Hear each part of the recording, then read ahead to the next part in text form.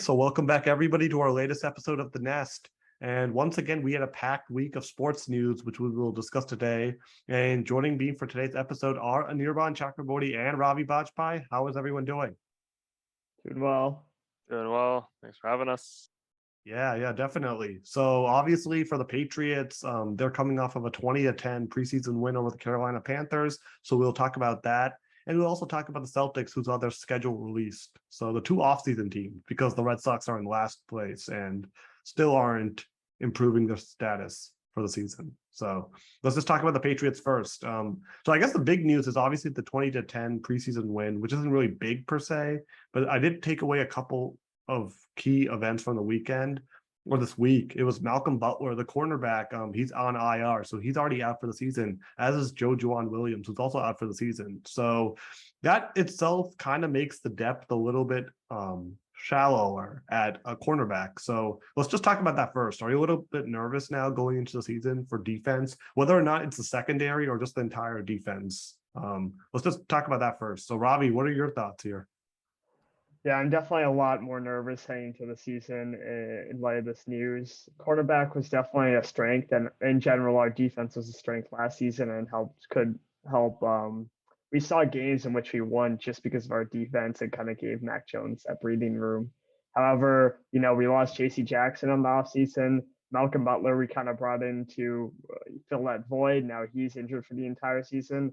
And even though JoeJuan Williams wasn't, was more of a long shot for taking on a serious role this season, losing him too will definitely sacrifice our depth. So, having quarterback line from such a strength in our on our team last year to such a clear deficit in light of these injuries and losing J.C. Jackson is concerning. So it's going to put a lot of pressure on some of our guys to step up in our offense, definitely on Mac Jones.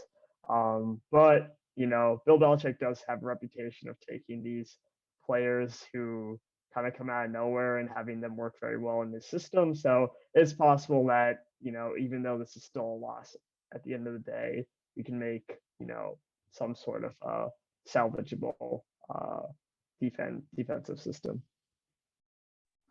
Yeah.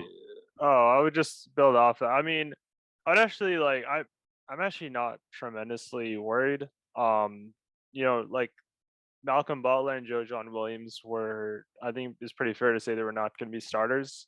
They were going to be more kind of depth, like Ravi was talking about, because Jalen Mills and Jonathan Jones, as of now, are really the top two cornerbacks on our depth chart, followed likely.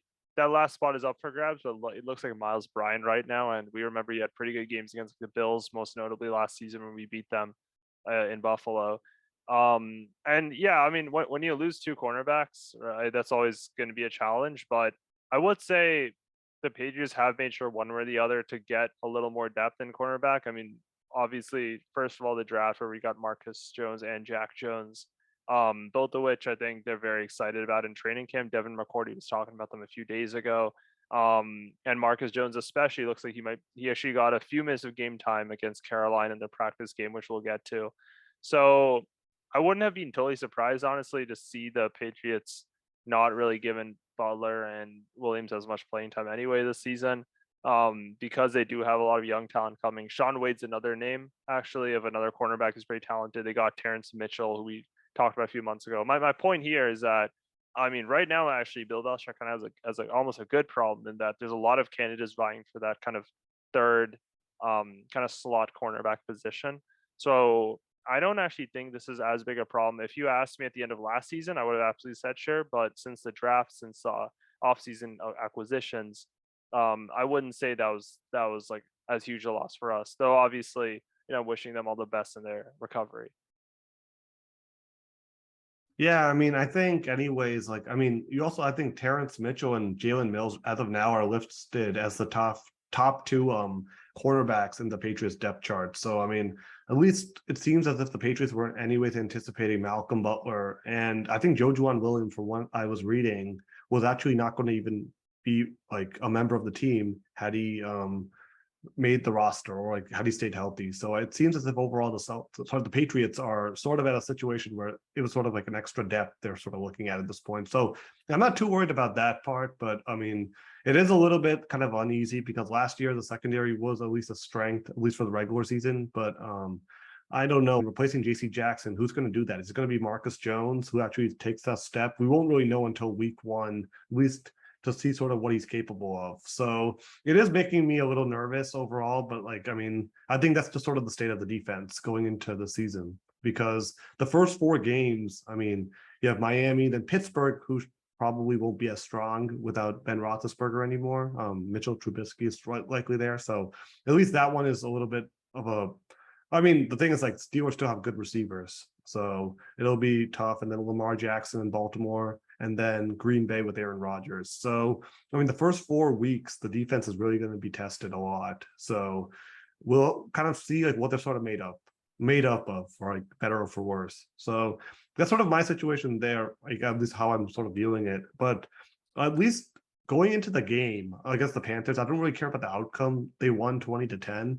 But what kind of does concern me now is Tyquan Thornton, the wide receiver they took out of Baylor University in the second round, who I really liked so far. He's actually suffered a collarbone injury and he's expected to miss 8 weeks. And that's concerning to me because Harry, the former Patriots receiver, now with Chicago, he actually started his career with the Patriots also injured too. And what ended up happening was he never really got accustomed. So makes me a little nervous now, like having another wide receiver who looks promising, sort of missed time due to injury. And that is a little concerning to me, sort of like going into the season. But like, I guess the depth overall, Devontae Parker, who has an injury history as well. Then it's just Jacoby Myers, Kendrick Bourne, and Hunter Henry and Janu Smith at tight end. So I don't know. The receiving situation isn't great still, but I mean, losing Thornton, I think is definitely going to be a blow. So I mean, let's just talk about that a little bit. Are you a little bit nervous about the wide receiver group? Well, they're definitely, I think unproven is the right word. I don't think, well, I'm not going to discount them off the bat. It really depends, I guess. I mean, I've said this before. I really don't think our wide receiver group is as bad as people make it out to be. I think it's like, yeah, we don't have any, like we don't maybe have any names that pop off the sheet like in Devonte Adams or something. That's true, but I'd say we have a pretty competent group of receivers overall. And I mean, I've been saying this for like Jacoby Myers, Kendrick Bourne last season emerged as our top two. Aguilar has actually had some pretty good remarks about him in the preseason. Actually, against the Panthers, for example, he was actually, I believe, connected for like a 40-yarder from Mac Jones, and obviously it's preseason, but at least that's showing that they are putting him more into the plans. That's kind of what it means, right? Against the Panthers, they're basically designing plays where Nelson Aguilar really just runs down the field, uses that speed. Remember, one of the reasons we were so excited about him was because we thought he'd be making a lot of those 40-yard connections between Mac Jones and Nelson Aguilar, these long passes. And we saw last season that we didn't have as much of that. So maybe that's a sign of things to come in the season. Um, and yeah, Devontae Parker, I haven't seen much of him to be honest, but I do really think that with especially Kendrick Bourne and Jacoby Myers, I think we have a pretty solid spot there. And Jacoby Myers, and they're both actually, as far as I know, they didn't really have to miss much time at all for injury. They're pretty solid players in that regard. So again, yeah, we're not gonna maybe like we're not gonna have that kind of core, but at least I'd say we're consistent, right? I mean, you look at the Packers, right? Or like other teams where we're really after their first star. I mean, who do they really have that's gonna strike fear in defenders that way? I'd say we're a team that has pretty good wide receivers, kind of overall. So like our wide receiver 1, 2, and 3, there isn't as much a differential as like other teams, but I'd in a way that's also not always a bad thing because that means you can rely on wide receiver 2 and wide receiver 3. That's actually been a strength for the Patriots that we teams don't, if you cover Jacoby Myers, it's not really a problem. Like you can't really isolate any one player on the Patriots. So I don't really see that as a weakness. I think it's just something we have to adapt to. Yeah, I'm actually going to agree with Nirban on this. I think on paper, or I think people don't like to think that we have a receiving problem because we don't have like a flashy number one receiver, as was the case with last year. But overall, we still have a pretty solid situation. I think as the nearby mentioned, Myers, Bourne contributed in a great way last year. Mac Jones really built a great connection with them. Aguilar, definitely has some promise with the or has shown some promise in being a deep threat this season, and hopefully Max Jones can start to evolve and be throwing these deeper passes. And Devontae Parker was a really solid receiver for the Dolphins when he did play. So I think I think he slots in very well to our group. He's particularly good at getting at managing to get yards after the catch, which with Mac Jones, who tends to pass or tends to throw shorter passes, that's a very good thing. So I think overall between that and our tight end situation, which I think we're definitely one of the top tight end teams in the NFL, we're in a good spot, at least in terms of depth. So yeah, I think I'm not as worried about our receiving. Yeah, and the running back depth is also pretty solid too, I guess, right? With Damian Harris, Ramondre Stevenson.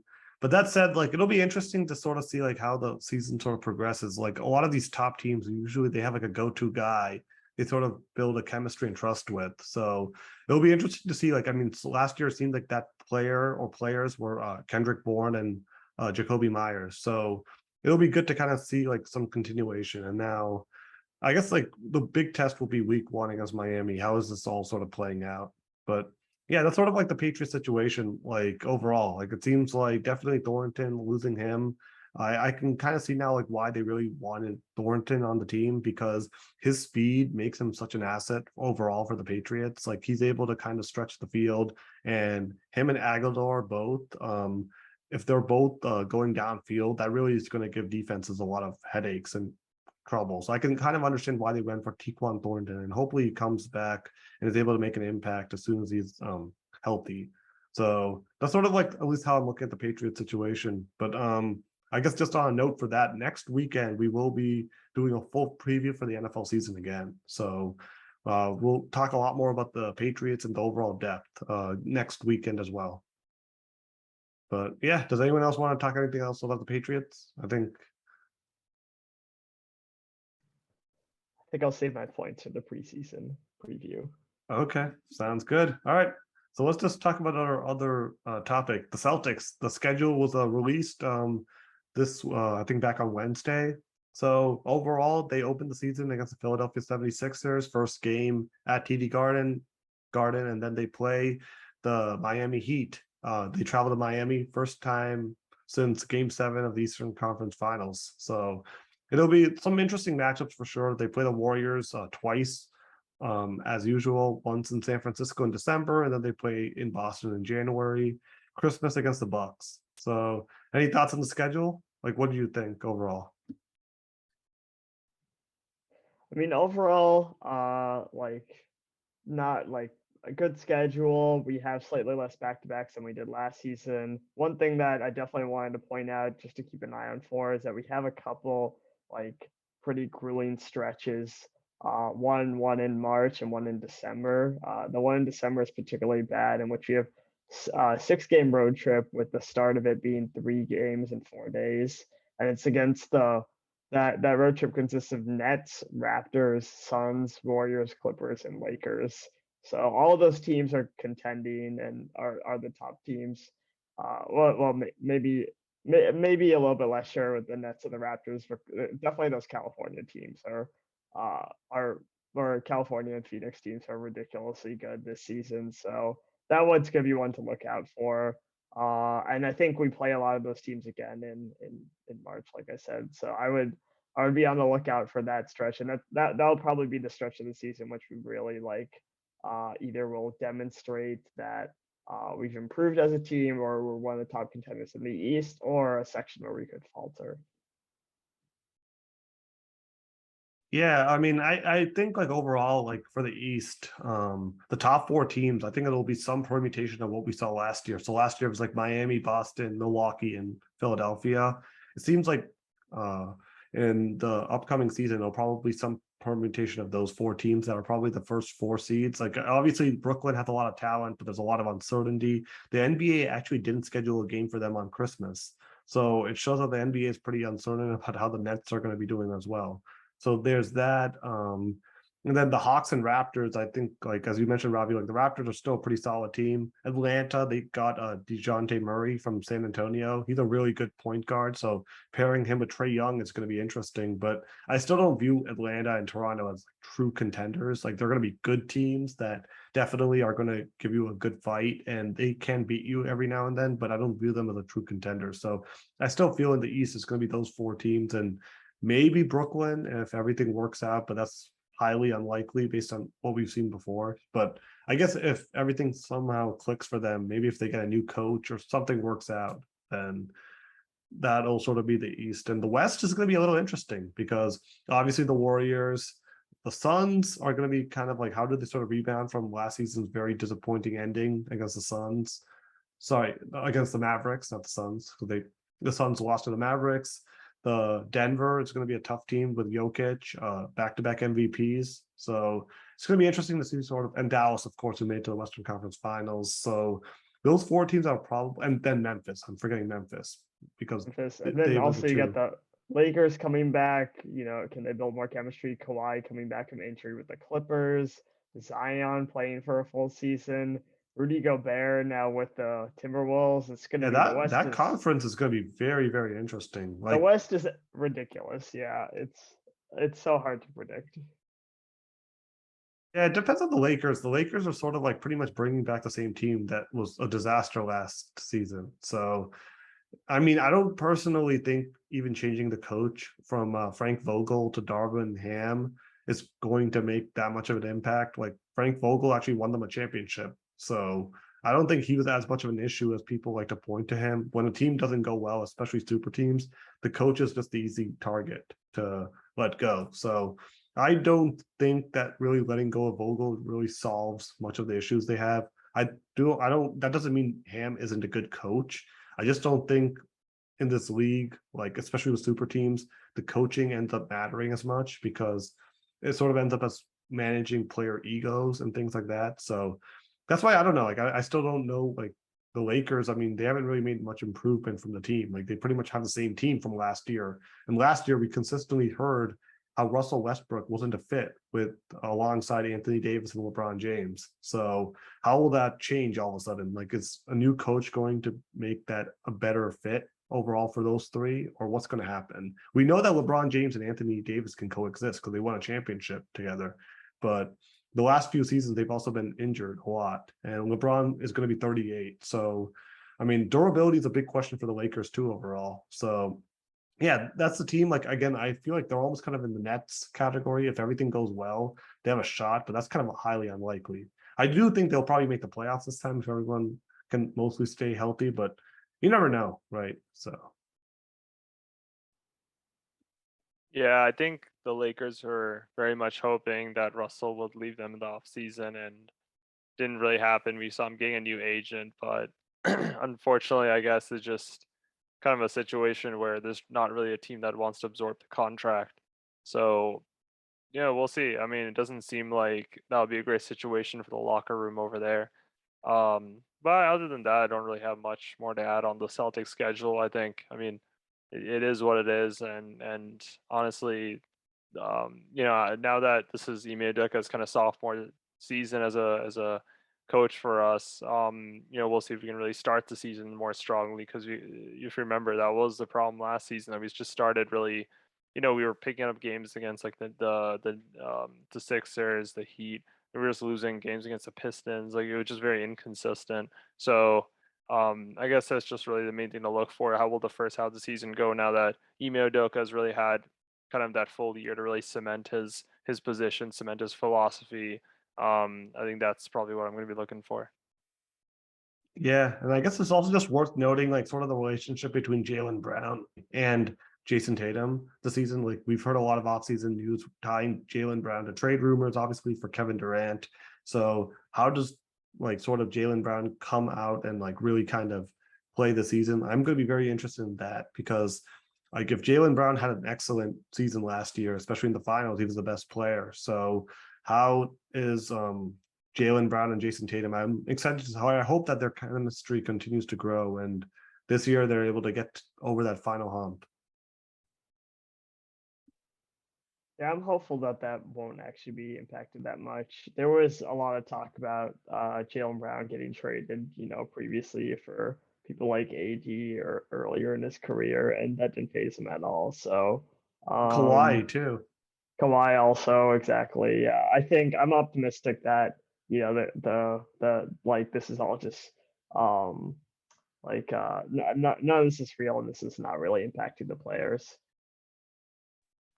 Yeah, if anything, I mean, I think Jaylen Brown's definitely hoping to get a supermax kind of contract from the Celtics, and I think that's definitely big part of what's going on. I think, I mean, I wouldn't be I'd like to see him get it too, I guess, if we can afford it. It's pretty cool. It's pretty unique in the NBA to really have a team that's like the Celtics that has so much depth that you can really let go of a star player and not really feel the impact as much, because we have two players who could really qualify as like really high demand kind of potential stars. So I like to keep that nucleus going, like I think we've talked about pretty extensively the last few months. Yeah, definitely. Okay. So I guess that wraps up our show today. Does anyone have any closing thoughts? Pretty quick episode. So okay, but next weekend is the good one, and the really good one. They're always good, but next weekend we are going to have a season preview, and you're going to want to listen because last year I predicted the Tennessee Titans to be the #1 seed. So we obviously know, all of us know what we're talking about here. So yeah, listen to us, and you will definitely do very well with any predictions we make. We always hit it right in the nail. So that'll be next week. So be on the lookout for that episode. Until then, enjoy the rest of your weekend, everyone.